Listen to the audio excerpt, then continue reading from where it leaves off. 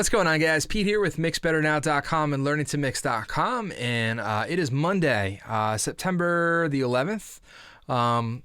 Obviously, on September 11th, being an American, I always like to pay my respects and keep everybody, in my thoughts and in my prayers who, lost their lives on 9/11 or who, everyone who's been affected by this in some way. And really what it boils down to is everybody's been affected by this in some way. I'm not trying to make this, a political tirade or anything like that, but I just think that everybody needs to, sort of give their props and their due respect to the NYPD, the NYFD, the fire department, and just everybody in the whole process. The world really hasn't been the same since 2001. So everybody's in my thoughts and prayers for that. Not trying to be depressing or anything, just telling it how it is. So anyway, look, we got 4 mixes here. Now, I'm sort of bummed out about it, but this is going to be the last Mix Critique Monday for a while. A couple Mix Critique Mondays ago, so I think it was like not the last one, but the one before that, I had announced that I simply don't have the time to do these anymore. Because it does take me quite a bit of time, and you guys know in this business, time is money, and if I'm not working, I'm losing money. So, I've done these for about a year, and I'm very happy that I've been able to do these for a year, and I'm very happy that I've been able to help a lot of you guys out, or I hope I've been helpful, to a good lot of you.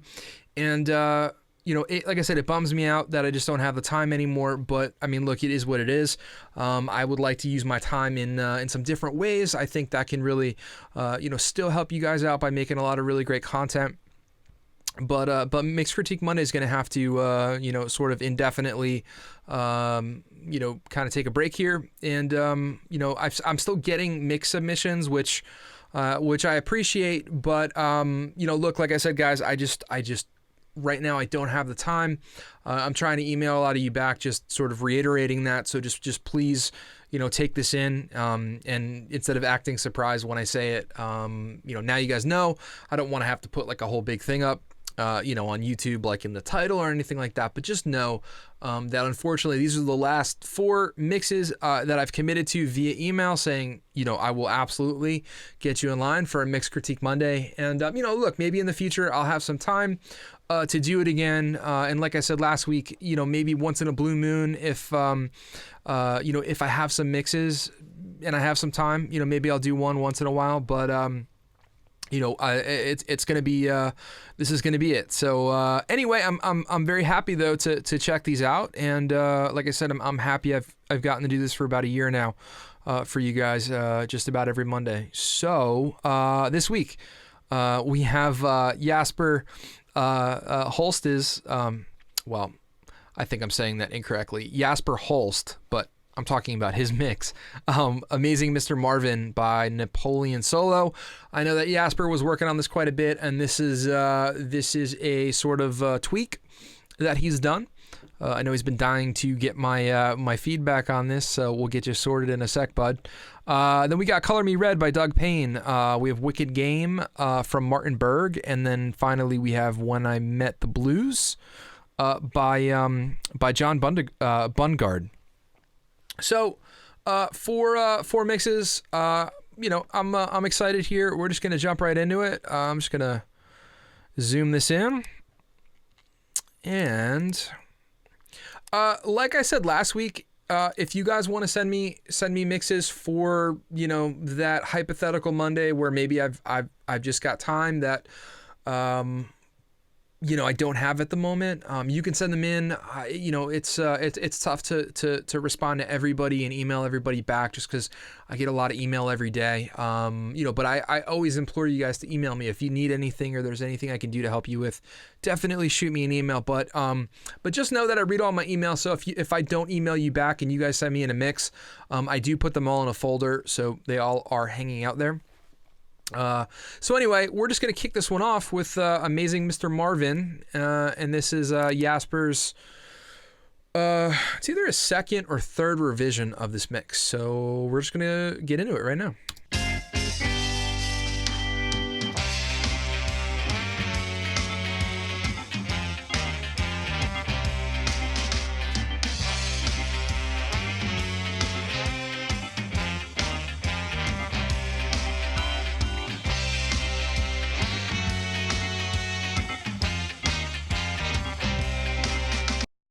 First thing I'm noticing is it's very, very quiet.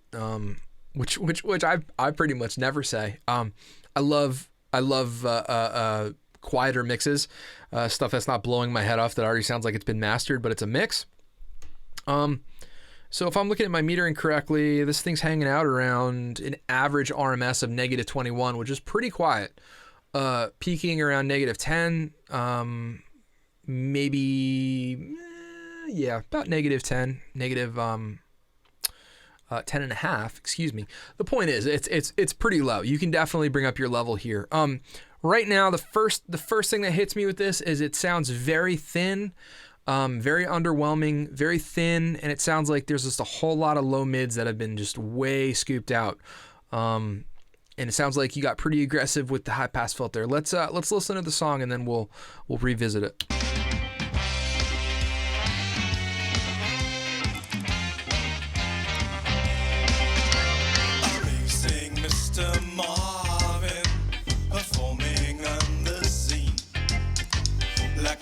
Chains and coffins, he disappears unseen.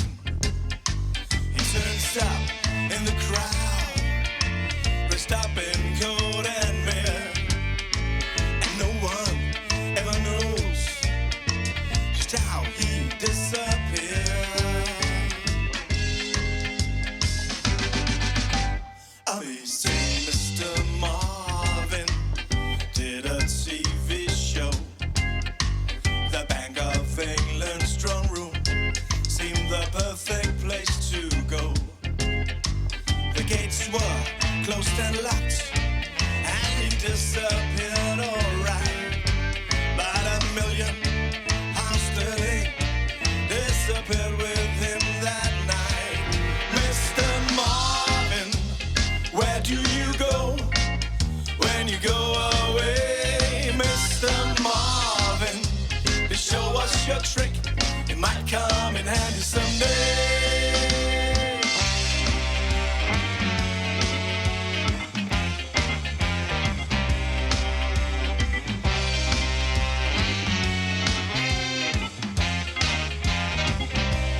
Mr. Marvin, where do you go when you go away? Mr. Marvin, please show us your trick, it might come in handy someday. Sitting on a southern beach with a glass of gin and lime, it's Mr. Marvin, the Houdini of our time. That disappearing act of this century was what the papers wrote, but they too will see. Amazing Mr. Marvin did the job complete. Plastic surgery turned him into Mr. Smith, and he got a job working at Fort Knox. Now he waits for the right chance to disappear with the bugs. Mr. Marvin, where do you go when you go away? Mr. Marvin, please show us your trick, it might come in handy someday. Mr. Marvin, where do you go when you go away? Mr. Marvin, please show us your trick, it might come in handy someday.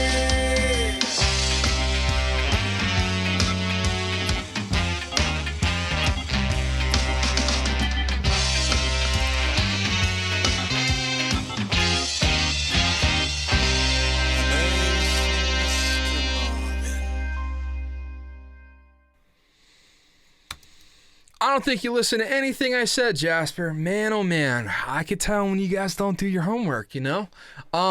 So look, I hate being super critical, but I never lie to you guys. And, you know, I have to tell you what I hear, you know, whether it's not necessarily what you want to hear all the time.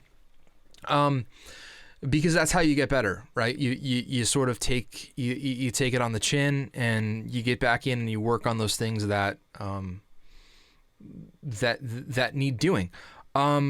I can tell that you didn't use any reference mixes with this, because if you did, it wouldn't sound so thin and scooped. There's just no way you could put it next to a song like this, where, I took a peek at all these songs today before I went in, and Doug's mix is great. Just listen to this for a second. Meet me at the hollow at the edge of town, where I took your sister and I laid her down. Give it up, let me in, don't make me beg. I burn so bright, your color me red.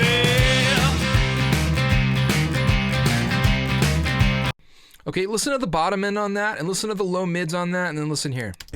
Surgery turned him into Mr. Smith, and he got a job. I mean, there's really no way that you're listening to reference mixes on there, because you wouldn't be able to A-B it like that and then just be like, wow, unless you're not hearing those things. But a big problem that I have with this mix, Jasper, is that there's, man, it sounds like you high passed it quite aggressively, and it sounds like you scooped out a ton of low mids.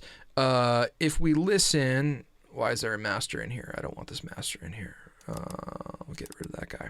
So, look, if I open this, just because this is a little bit more accurate than the spectrogram on in Studio One, but look at the frequency.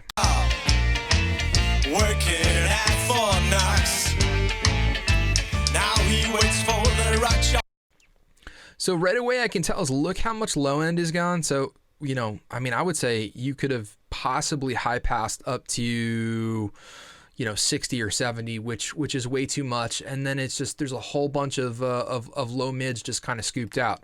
So this is sort of what it sounds like to me, to my ears, that this is what the curve sounds like. Sounds like something like this. Okay. Now that would be cool if it was like a vocal, you know what I mean? But it's not where it needs to be, and it's not close, Jasper.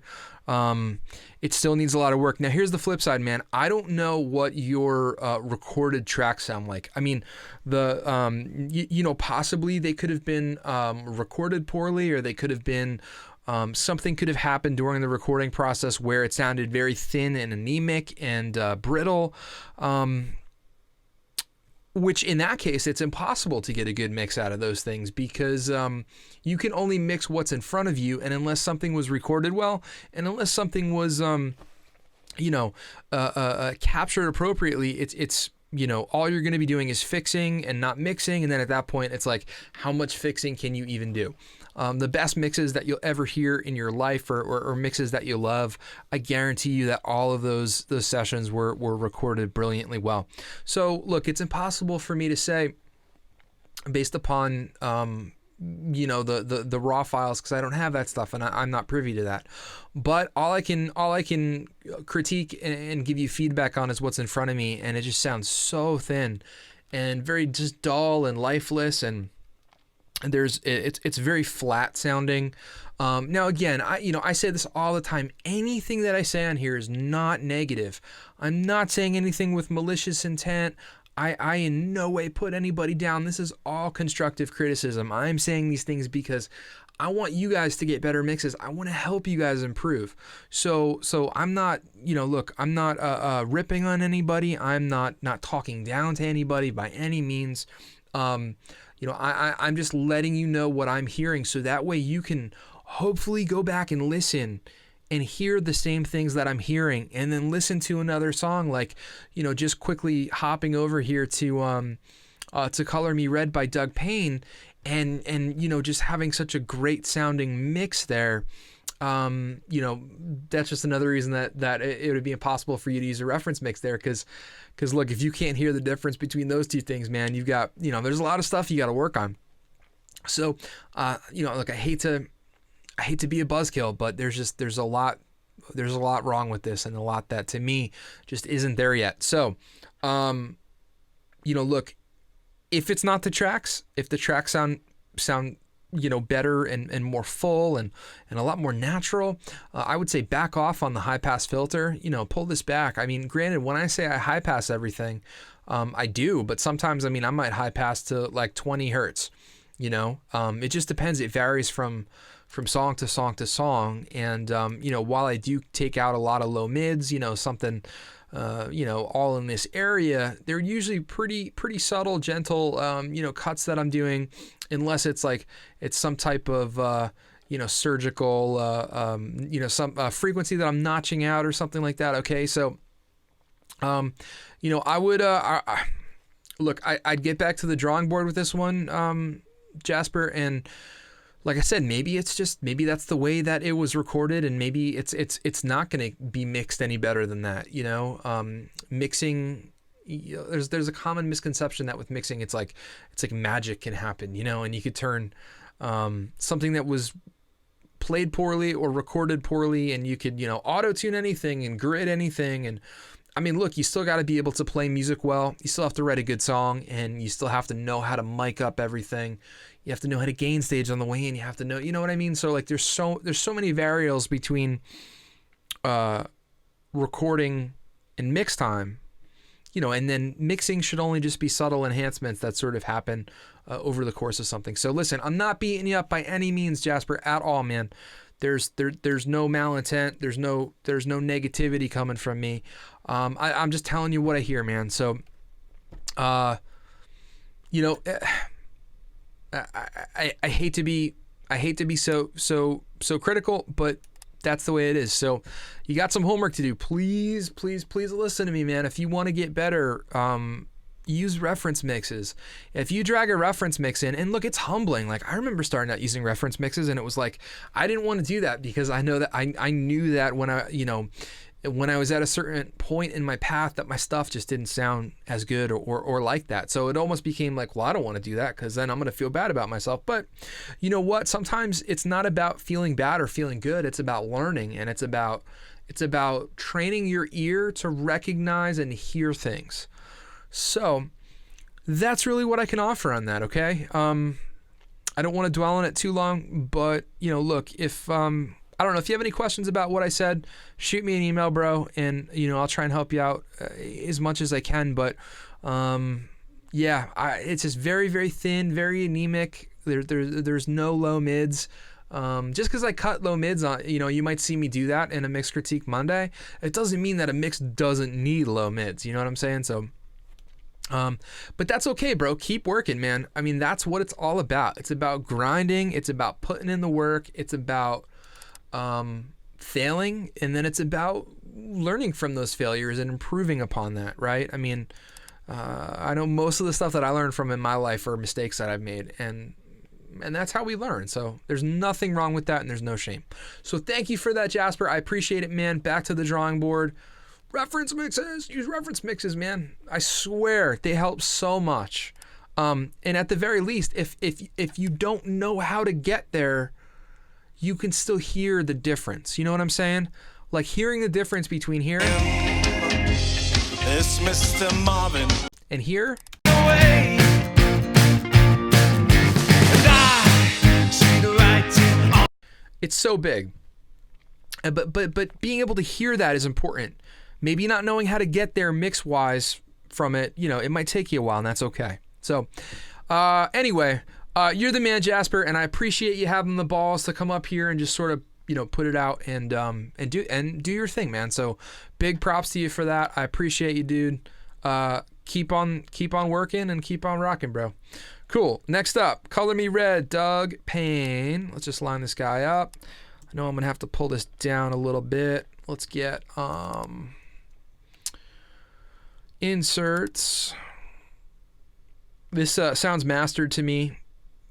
It's around -12 RMS. It could just be a louder mix, but it sounds pretty good. So we'll just grab the mix tool. We're gonna turn it down a little bit. And here we go. Color Me Red by Doug Payne.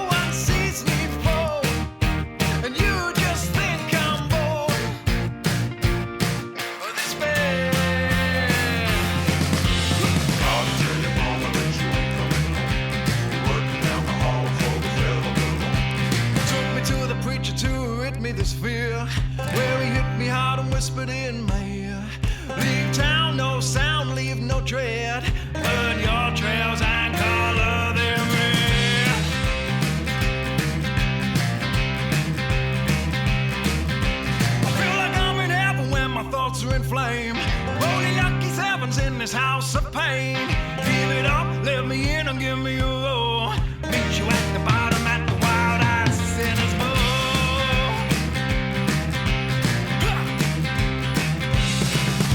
So here, I can't stand the taste, and everything's the same, and you just turn away. And I see the writing on the wall, and no one sees me fall, and you just think I'm bored of this bad.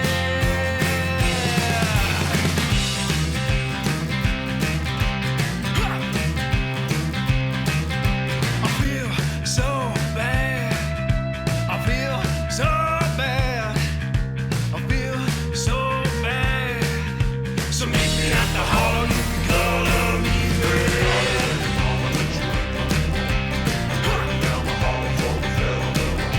I feel so bad. I feel so bad. I feel so bad. So meet me at the hollow, you can color me red. I can't say a bad thing about that. Well, it's not that I say bad things. You know what I'm saying. I can't pick on that one bit. That was a pretty awesome mix, man. Color Me Red by Doug Payne. Doug crushed it, killed it, man. So good. Probably one of the best mixes that I've had on here in a year. I wouldn't change anything about that at all. Excellent. Put it in your portfolio. Be proud of it. Sounded great, man. Love the drums. The drums sounded great. Vocals were great.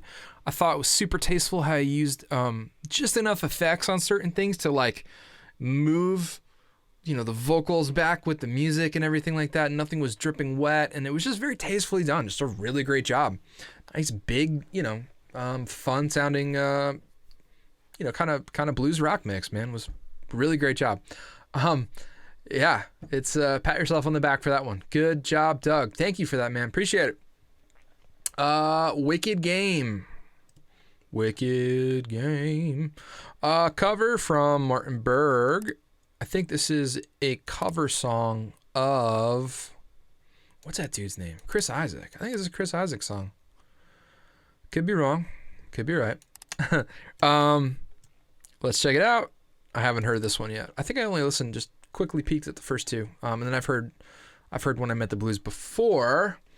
So let's check this one out from Martin Berg. Here we go.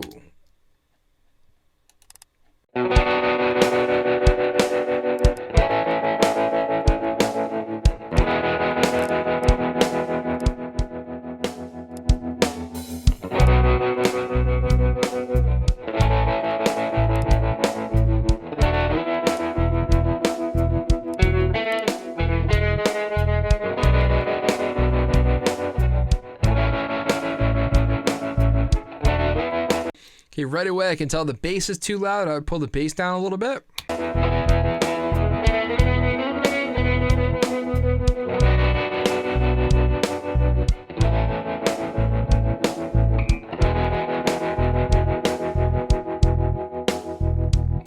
The world was on fire and no one could save me but you.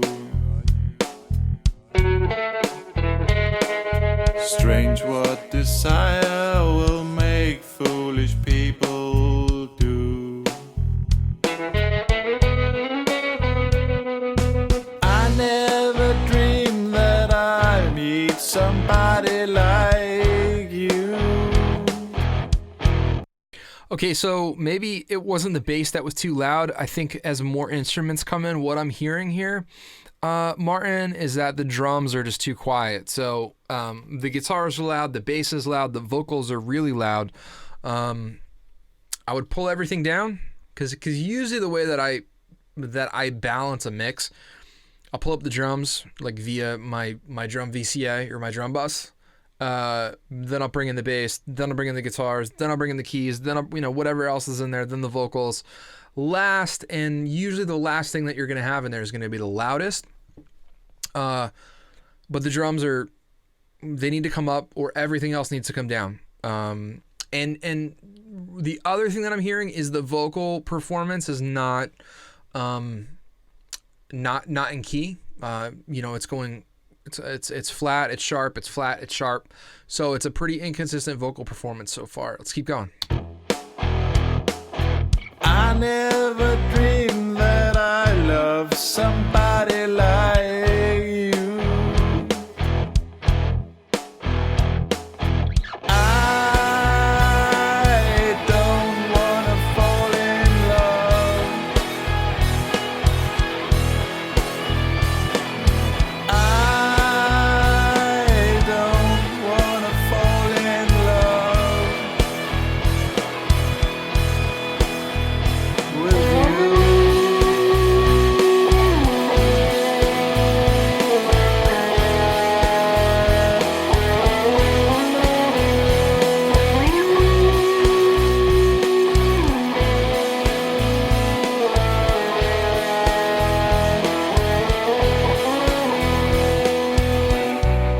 What a wicked game to play, to let me feel this way. What a wicked thing to do, to let me dream of you. What a wicked thing to say, you never felt this way. What a wicked thing to do, to make me dream of you. Don't wanna fall in love. No, I don't wanna fall in love with you.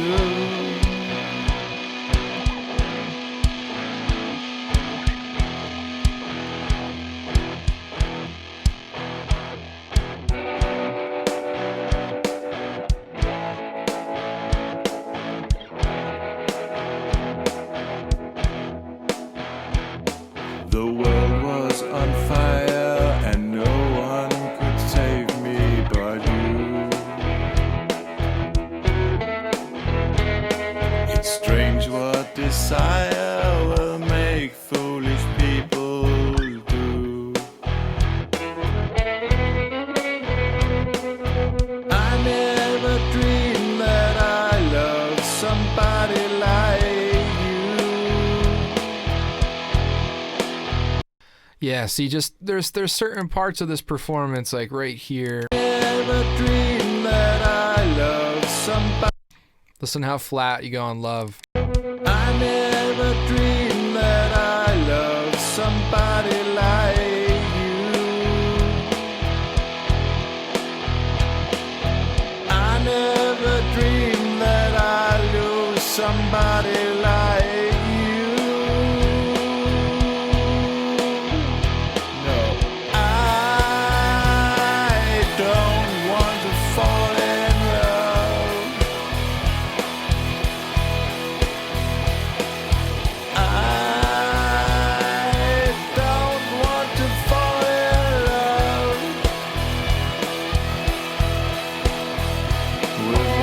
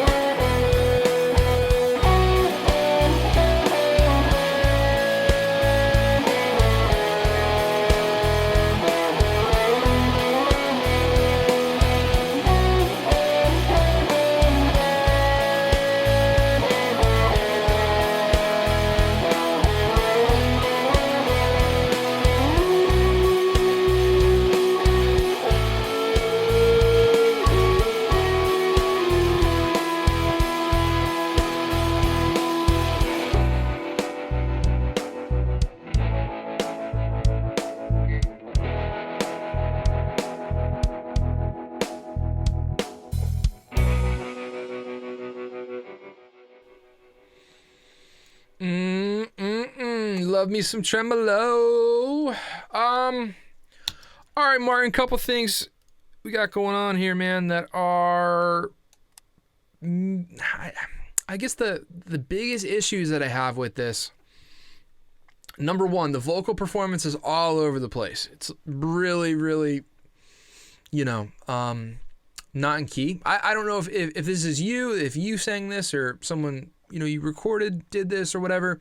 And I'm not by any means trying to put anybody singing down here, but, look, I mean, to get, things have to be in key, right? I mean, to play certain, if you're playing a solo on a guitar, you have to be in a certain key, certain scales, and the vocal performance was pretty all over the place. So, what I would recommend for that would be to not grab Melodyne, to not get auto-tune, would be to work on the singing.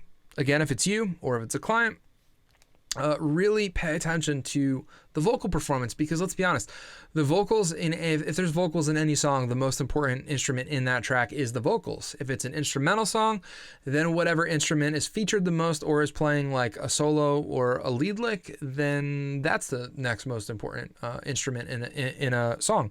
So, and I've heard a lot of mixes too, where it might not be the best musical mix, but then like someone just nails the vocal, and the vocal performance is so strong, and it was mixed well, and then like it, winds up being a great mix and a great performance. So, need to have a better, more consistent vocal performance that is in key, that is in pitch. If it's a key that you can't hit, maybe drop it down a few steps. A few semitones, whatever, to get it in your range, and it's got to be in key. At a most things, it just has to be. It's got to be in key. So, the other thing that I'm sort of having an issue with is that the levels of everything are kind of all over the place. The drums seem to be very static. When it gets quieter, then the drums sort of work, but then when more guitars come in, they get drowned out because they're so quiet, and the guitars are so loud, and then it sounds to me like I like the tone of the vocal, like the way it sounds in the microphone, the way that it was captured sounds good, but I feel like it could be compressed a whole lot more to be sort of give it a ceiling and to give it a floor. To contain the vocal, because it'll get really loud and then it'll get very quiet. So I think you're going to have to go back and really work on balancing your levels throughout the song. My advice would be to have a drum VCA fader or a drum bus, have a bass bus, have a guitar bus, or have multiple guitar buses, and then use automation to ride them throughout the course of the mix. Like start with the rhythm section, get the rhythm section dialed in, your drums, your bass. Then go to the guitars, and then, for the solo, automate that. Look, automation, it is kind of a pain in the butt sometimes, but I'll tell you what, that's really where a lot of mixes shine, is when something's automated very well, and the levels and the balance. That's really what mixing is at the core of everything, right? It's not like, putting plugins on stuff. Mixing is sort of taking a performance, taking a recording, and like, let's say you're on a desk and you've got, 44 faders in front of you. It's about balancing all of the different instruments to really sit well together and to be heard, but not distract from certain elements, and to, then to come in and I say this, I've said this before and I'll say it again, but like one of my favorite mixers and producers, Jakir King, the first half of his mixing process, is going through and EQing and compressing, but then the next half of his mixing process is all automation. Like half of his mixing time is done just doing automation. So that's how important it really is to get really great sounding stuff. And those are my big issues with this, is that the volume of everything is just too all over the place. The drums are, the guitars are really loud here, and then they get quiet, and then, then it drowns out the drums, and then I can't hear the drums, and the bass is like super loud throughout the whole thing. And then same thing with the vocals. They're kind of all over the place. When it picks up, I could just see in the waveform here, like here, it's getting loud again, getting loud here. So need to be conscious of your levels. I would break it down to the bare essentials, man. route everything to as little faders as possible. You know, have one fader for drums, have one fader for your low end, have one fader for your electric guitars, have a fader for the guitar solo, have one fader for your lead vocals, have another fader for your background vocals, and then just worry about like 5 faders instead of worrying about like 20 faders or like 50 faders, you know? That's how I work, and I find that to be highly beneficial. I think it'll help you out, and then focus on getting a better vocal performance. Pay attention to singing in key, singing in pitch. This vocal was going flat a lot, so make sure you're hitting your notes and all that stuff, because that's more important than using Melodyne and auto-tune. Anybody can use auto-tune and Melodyne. That doesn't separate anybody from anybody else. You know what I'm saying? So performances are important. How good is the song? How well was that song performed? And then how well was that performance captured? Those 3 things will dictate how good a mix is down the line. But thank you for that, though. Appreciate it very much. Wicked game cover from Martin Berg. Thank you so much for that, Martin. I appreciate it, man. Last up, When I Met the Blues by Ollie Alcock. And this one's by John Bundgaard. So let's get into this last one here. Last Mix Critique Monday mix for indefinitely. Oh man, I'm getting sad. All right, hope it's a good one. Here we go. All right, hang on. I'm gonna blow you guys out if I leave it at that volume. Apparently, it's pretty loud. So let's sort this. Let's get a mix tool on there, and we're gonna have to turn this down, down, down.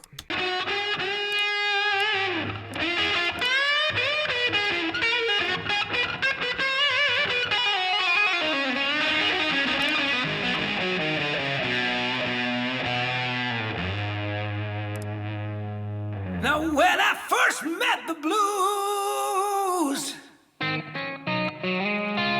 would have been about 1965.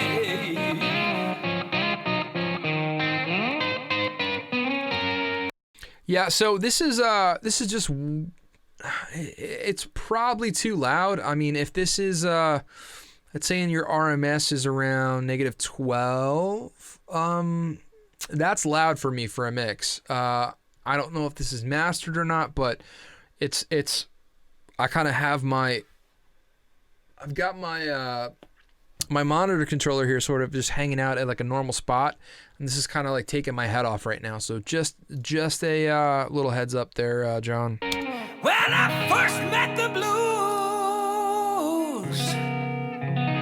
it would have been about 1965.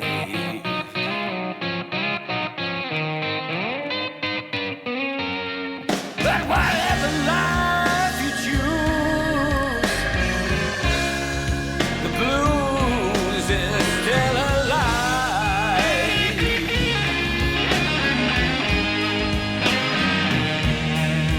When I first met the blues, I couldn't look him in the eye.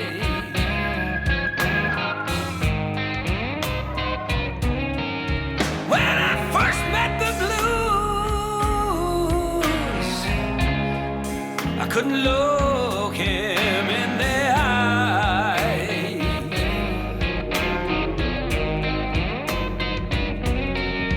I got nothing left to lose. I guess I'll be bluesing till the day I die.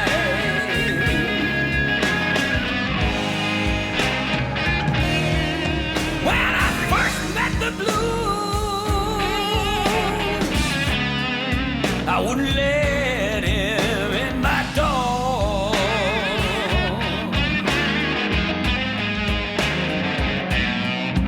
When I first met the blues, I wouldn't let him in my door. The rhythm guitar on my right is a little bit loud. It's kind of distracting from the solo and from what sounds like a little bit of organ or B3 or Rhodes or something on the left here. So I'd pull that down a little bit. I thought he'd rob me and use me.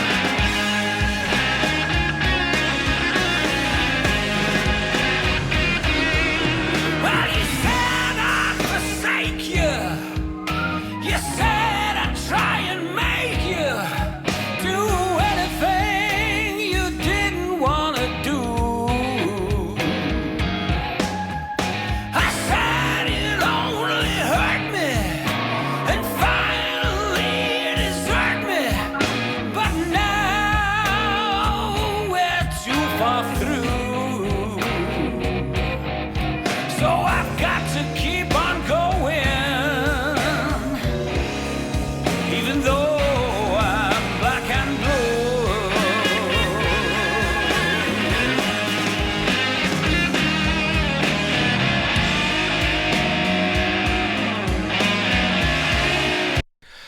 The guitar solo in these jam sections is a little bit loud, and it's got like a little bit too much 2-3K in it.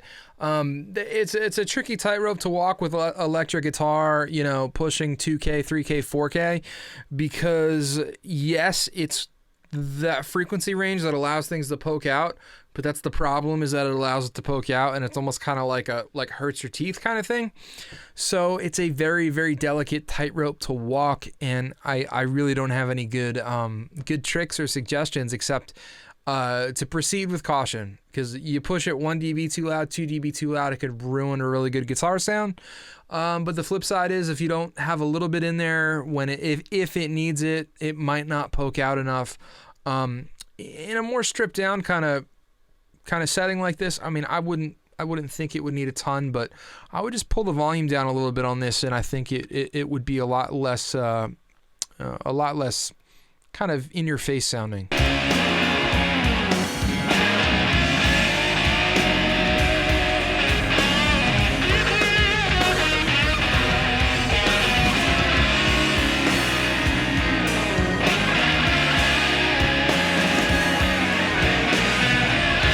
I'm going to skip ahead a little bit because this is a super long tune.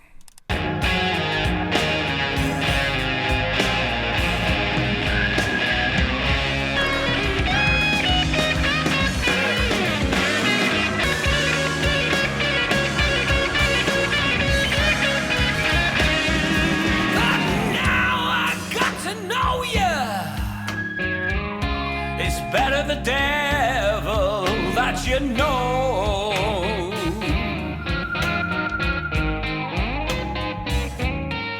But now I got to know you. It's better the devil that you know.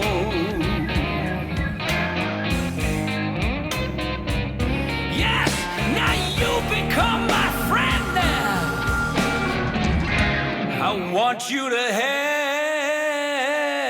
me.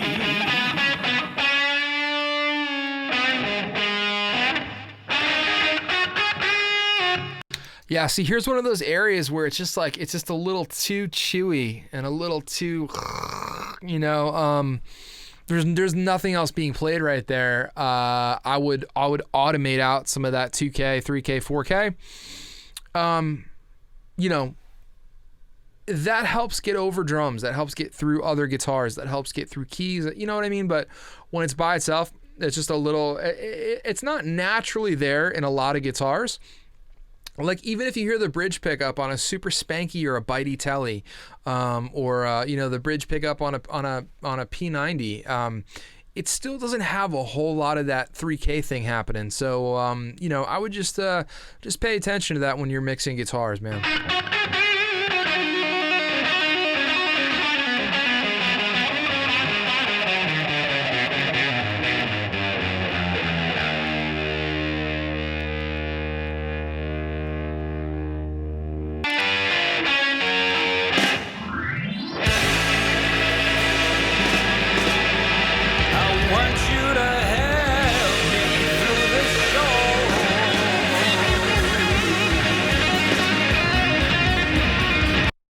All right, cool. So, you know, look, one of the main things is that just some of the guitars get a little bit loud, and they get a little bit, I don't want to say it's so bad that it hurts your teeth, but it's just like they can get like a little bit too much presence in them from the 2K to 4K.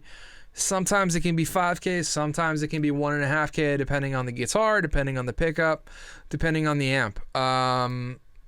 Impossible to say. I don't know if this is a song from that free site where a lot of people download mixes from, like the Color Me Red song, or if this is from Warren over at Produce Like a Pro. I don't really know, but I definitely heard it before. And, you know, and it's a cool, you know, blues rock tune.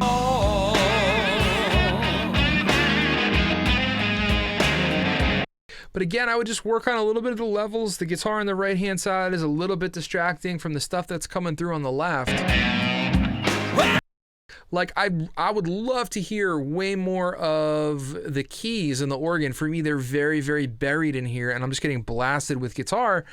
And it's kind of, it's funny because it's like I'm a guitar guy, and for me to say that, but I love hearing, a good whirly in a blues tune, or a good Rhodes, or a B3, or what, whatever it is. I want to hear all of that. So again, this is semi-similar to the last tune, where I think there's some volume issues that can be taken care of. I think tonally overall, everything's kind of okay. But automation's big, because I hear a lot of areas in this where automation would serve this very well. Maybe even a little bit more compression in a few areas to sort of soften a lot of the transients that we can see here that are coming through. So those are some areas that I would address, John, and thanks for submitting When I Met the Blues by Ollie Alcock. So again, big thanks to the four of you. Let me just scrunch these guys up here, get them all on screen. So first up, we listened to Amazing Mr. Marvin by Napoleon Solo, mixed by Jasper Holst. Then we had Color Me Red by Doug Payne. That was a killer mix, Doug. Really good job, man. Then we had Wicked Game. Chris Isaac? I think it's Chris Isaac. I think that's his name, if I'm remembering correctly. That was from Martin Berg. And then we just listened to Ollie Alcock's When I Met the Blues by John Bundgaard. So thank you guys for that. Really appreciate it. And again, big thank you guys to all of you who who have submitted mixes in the past, who've tuned in and watched this for the past year. The whole concept of mix critiques. I realize it's probably not the most super fun thing to watch. I know it can be very fun and exciting when it's when your song's on and it's you're up in the rotation. But look, I think every week we were getting about like 500 to 1,000 people watching it, and I appreciate that, and I appreciate everybody's comments chipping in. I think that's great. For the most part, I think it's been all positive stuff that I've seen, and that's what I always support and advocate on my website, on my YouTube channel, on all my stuff is positivity, right? The internet is a place that's filled with so much anger and negativity and maliciousness that, look, I have no time for that in my life, and I surely hope none of you guys do either. And that's what I love about a lot of the communal aspects of things that go on at Mix Better Now, is that it's all about being positive and helping each other out. Because look, music is all about the escape, right? I don't go on the internet to argue with people about politics or in forums and stuff like that, or put anybody down or troll anybody. Like, I don't even know who. If you got time to do that, man, anyway, you guys know what I'm saying, but all of you guys are very, very, very, what's the word I'm looking for? You're just a bunch of good folks. Everybody who I've met doing this has been really awesome. So just a huge thanks from me for making it so enjoyable. And I'm glad that I've got to, to serve you guys. I was getting bombarded with mixes, asking for mix critiques, and I normally don't do them for free, but then I was like, what's a cool way that I could maybe help everybody out? So, like I said, I'm glad I got to do this for a year, and hopefully, you all got to get some feedback and learn some stuff, even from watching other people's stuff. You can learn. So I think that's great. So, anyway, enough of my jawing, and I'm gonna dip out for the night. So again, thanks to Jasper Holst, Doug Payne, Martin Berg, John Bundgaard, everybody else who's ever thrown a mix in. I appreciate you. I know it's kind of a scary thing to put your work out in public and to sort of get, critiques. But that's how you learn, and throwing yourself into the deep end is a great way to improve. And I appreciate you all for that. So, the deal, guys. That's it for me. My name is Pete, mixbetternow.com, learningtomix.com. Guys, just one final thing. Listen. If you have yet to go over and check out learningtomix.com, make sure you do it. Guys, I'm super, super stoked on it, and I'm very proud of it. Learning to Mix is it's a monthly mixing membership community that is sort of co-hosted by myself and David Vignola from Home Recording Made Easy. It's a really, really killer place to enhance your mixing skills, okay? I call it like an audio gym for mixing, but it's a place where you get, when you sign up, you get access to the community, like all kinds of good stuff, forums, our private Facebook group. You get to interact with everybody else. And every month we mix a new song. You get those multi-tracks. You get to download them. You get to keep them. You get to mix them every month. And for practice, you get to use them in your portfolio, whatever you want to do. And then the flip side is you get to see two mixers, two different points of view, mix that song from start to finish every month. It's not like a quick 30-minute overview. Well, I just did this, this, and this. It's like you get to see us literally mix the song from start to finish. And why that's great for you and why that helps is because we answer like sort of every little move that we do. I'm explaining why I'm doing that, like how I'm doing that, why I'm doing that, and what I'm doing. That's important to learning, okay? It's literally like you're sitting here with me in my studio and you get to watch me work.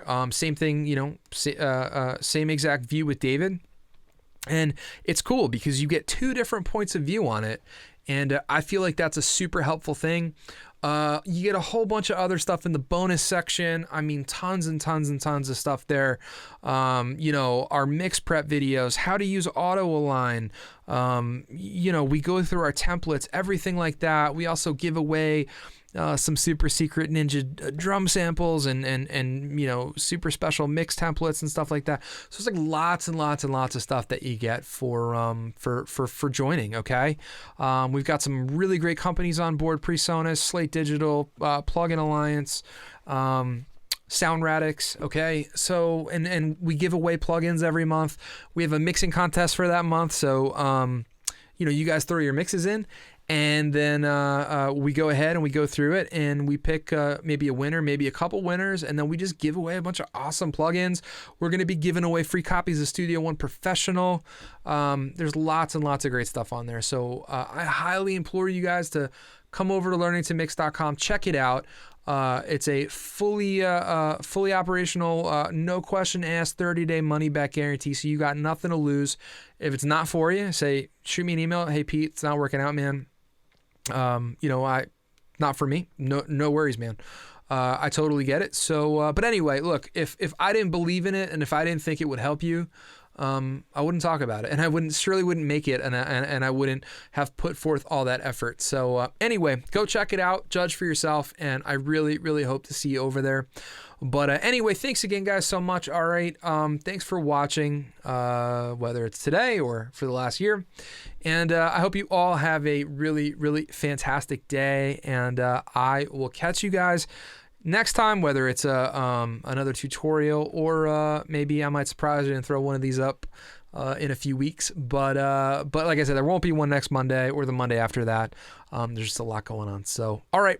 Thanks, guys, for all this. And, you can hit me up if you need anything or if there's anything I can do for you. All right, guys.